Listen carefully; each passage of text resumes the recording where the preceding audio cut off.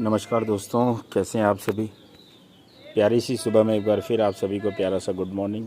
और जैसा कि आप सभी को पता है, आज मदर्स डे है। बहुत ही स्पेशल डे है। हर किसी की ज़िंदगी में जो सबसे महत्वपूर्ण स्थान होता है वो एक माँ का ही होता है।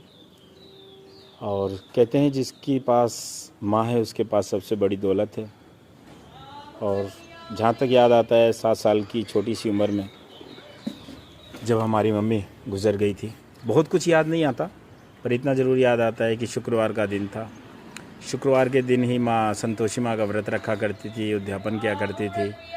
और उस दिन भी, लास्ट दिन भी उन्होंने गुड़ चने का प्रसाद वगैरह खिलाया था, जबकि ऑपरेशन को 14-15 दिन हो गए थे।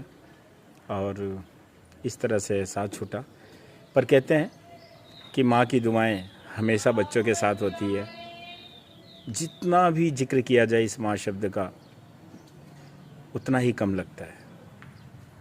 दुनिया की जो सबसे बड़ी शब्द, गहराई वाले शब्द हैं, जिनको विज्ञान भी आज तक सही से समझ नहीं सका, वो दोनों शब्द भी माँ के बिना अधूरे हैं। जो पहला शब्द होता है आत्मा और दूसरा होता है परमात्मा।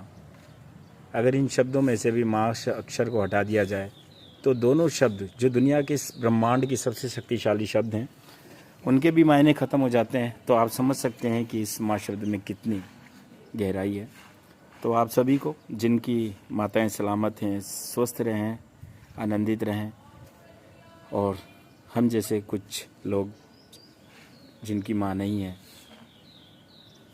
वो दुआओं में शामिल रहें, इतना ही कहना चाहूँगा। और डेली रूटीन की तरह अब निकले हैं अपने फेरी पे।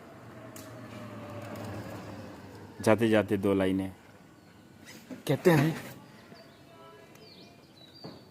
कि जिस्म तो होती है मगर जिस्म में जान नहीं होती। जिस्म तो होती है मगर जिस्म में जान नहीं होती। और उस बच्चे को कौन गले लगाए जिसकी माँ नहीं होती। तो इन्हीं लाइनों के साथ मिलते हैं अगली वीडियो में कल के दिन फिर आप सबके साथ। तब तक के लिए जय साईं राम, जय माता दी, जय माता।